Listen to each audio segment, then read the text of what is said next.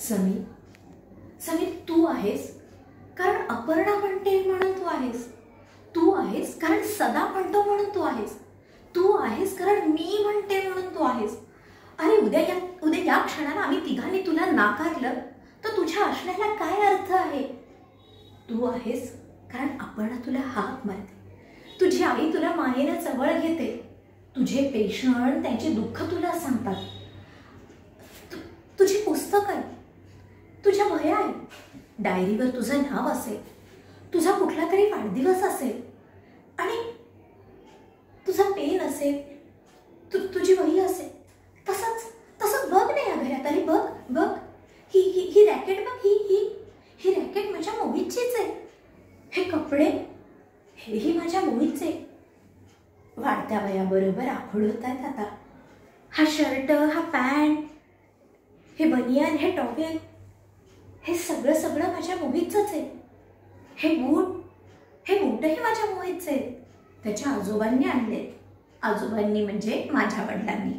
यांचे वडील कसले आणतायत. आणि हे मोजे तर काल रात्री मी एकटीने धुतलेत.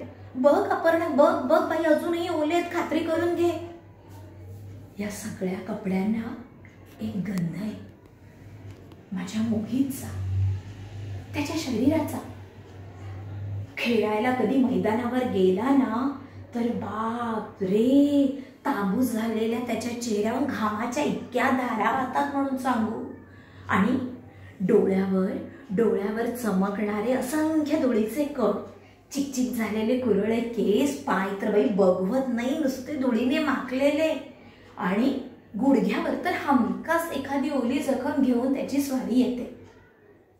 हाताचा डबा आज रिकामा आहे, पण एरवी कणकीच्या शिऱ्यावर साजूक तुपाची धार अंथरलेली असते. आणि ही खेळणी ही त्याचीच आहे.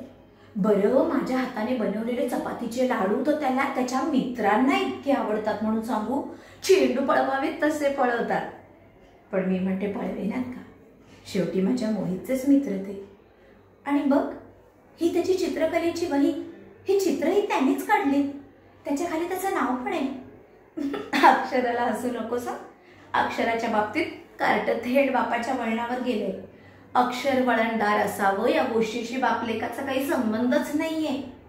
आणि ही पुस्तकही त्याची, ही खेळणी त्याची. हा घोडा लहानपणी तर या घोड्यावर बसून तास झुलायचा. ही रॅकेट सुद्धा त्याचीच.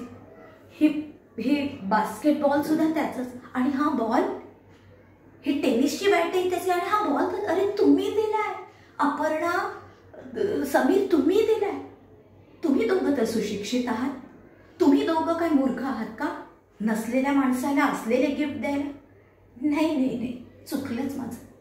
तुम्ही मूर्ख कुठले, तुम्ही तर आंधळे आहात. आंधळे, ठार आंधळे. माझा मोहित न करताय म्हणतं की मला मानसोपचार तज्ञांची गरज आहे. मी वेडी झालीये. माझ्या मोहितला नाकारणारे तुम्ही कोण.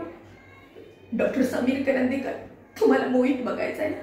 अहो या आईच्या डोळ्यांनी बघा ना. मोहित बाळा, ये बाळा, ये. घाबरू नकोस. हे इंजेक्शन देणारे काका नाहीये. लाजू नको. ये. इंजेक्शनला इतका घाबरतो म्हणून सांगू. याच्या शाळेमध्ये कधी मेडिकल टेस्ट असली ना, हमखास पळून येतो. मग मी बाई आपली याला आमच्या फॅमिली डॉक्टरांना दाखवते. ये, घाबरू नको. ये. अरे डॉक्टर असले तरी तुझे काका काकू आहेत. ये, पाया पड त्यांच्या. हा, पाया पड. अपर्णा, समीर असे मागे काय होत आहे.